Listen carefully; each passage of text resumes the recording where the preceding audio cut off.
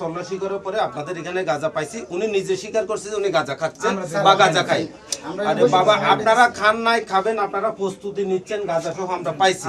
পাইছে কিনা গাঁজা? পাইছে, পাইছে, এখানে পাইছে কিনা? জি, এটা আমার রুম না তো, এইসব বাবারে আমি জানি না। আপনার নিচে গাঁজা কার রুম এটা তো দেখার বিষয় না। গাঁজা কি এখানে পাইছে?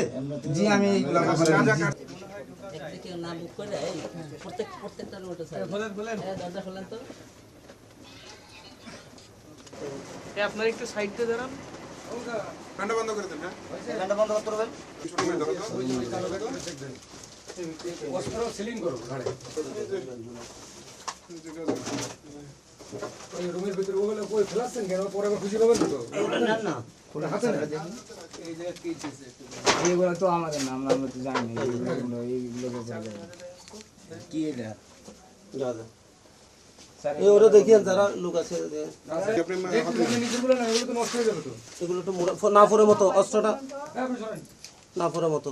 এই চারজন কই? এই চারজন ব্যাগ কেন বেরোবে না? না স্যার এখানে আছে। আমরা তো এইসব ব্যাপারে এগুলো 1 2 3 চারজন।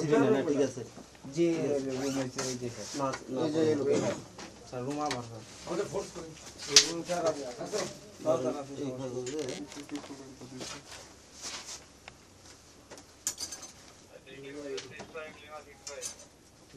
এগুলো দেন, এটার ভিতরে দেন, ভালো করে ইয়ে করেন। নাগরিক না? আপনারা আইনের প্রতি শ্রদ্ধাশীল না?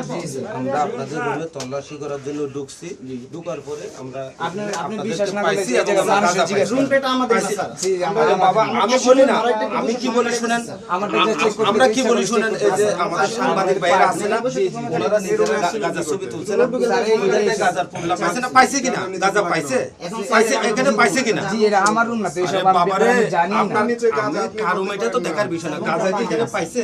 জি, আমি এইগুলা ব্যাপারে জানি আরে না। বাবা, এখানে যে গাঁজা ছিল আপনি দেখছেন? দেখছি অবশ্যই, কিন্তু আমি ওই যে গাঁজার ফুটলা যেখান থেকে অফিসে গাঁজা কার জন্য জি, আছে? দেখছেন?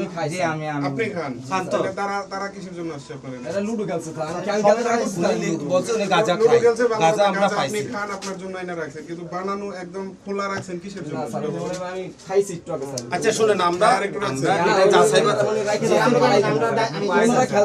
আচ্ছা শুনেন, আমি কি বলি শুনেন, আমরা আপনাদেরকে নিয়ে গিয়ে আমি যদি একদিন যাচাই কর্ম না- বাছাই করে আমার কথা শুনেন, আমি যদি একদিন কর্ম না করি আমার ঘরের ভাত জুটে না।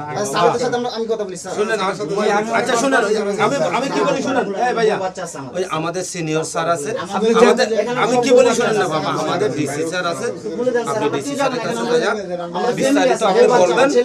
যদি স্যারের সন্তুষ্ট, আপনারা 4 জন লোক রাতের অন্ধকারে লাইট বন্ধ করে 4 জন লোক এখানে বসে আছেন। দ্বিতীয়ত, আমরা তল্লাশি করার পরে আপনাদের এখানে গাঁজা পাইছি, উনি নিজে স্বীকার করছে যে উনি গাঁজা খাচ্ছেন বা গাঁজা খাই। আরে বাবা, আপনারা খান নাই, খাবেন, আপনারা প্রস্তুতি নিচ্ছেন, গাঁজা সহ আমরা পাইছি। আমরা খাই না, আমরা এগুলা খাই এখন আপনারা আইনের প্রতি শ্রদ্ধাশীল না? না। জি, ইনশাআল্লাহ শ্রদ্ধা। শ্রদ্ধাশীল কিনা?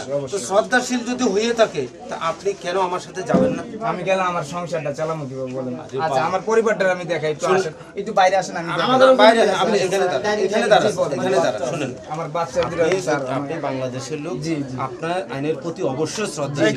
তো আপনি যদি শ্রদ্ধাশীল হয়ে থাকেন তাহলে আপনাকে আমি হ্যান্ডকাপ লাগাইতে চাচ্ছি, আপনি কেন দিবেন না? আপনাকে আমরা জেলে দিচ্ছি, ফাঁসি দিচ্ছি যাচাই করার জন্য। যদি আপনি সুনির্দিষ্ট, আমি তো এগুলো খাই না স্যার, এগুলো তো আরে বাবা, আপনি খান না, খাবেন, এটা তো আসবে পরে। আমি তো মাল পাইছি না ভাই, আমি মাল পাইছি না। গাঁজা আপনারা ছবি তুলছেন না, এই ছেলেটা নিজে স্বীকার করছে না গাঁজা খাই। তাহলে এরপরও যদি আপনারা বাড়াবাড়ি করেন, তখন আমার করণীয়টা কি বলেন? আমি কি করতে পারি আপনার জন্য? আপনার কি ফাঁসি হচ্ছে, জেল হবে? কোনদিন দেখবেন না। আরে বাবা, এটা শুনেন, আমি আপনাকে বলি, আপনার ছোট, আমি বলি না, আপনাকে একটু বলার সুযোগ দেন। আপনি কি এখানে বড় কোনো অপরাধ করছেন? করেন নাই। আপনার অপরাধ অনুযায়ী আপনার যেটুকু আপনাকে আইনগত সহযোগিতা করার দরকার অবশ্যই আমরা করব। বলো, আপনি তো আমাদের শত্রু না। অনুরোধ করি স্যার, আমরা যেগুলো বলি স্যার, না, গাঁজা আনছেন কোথা থেকে সেটা বলেন।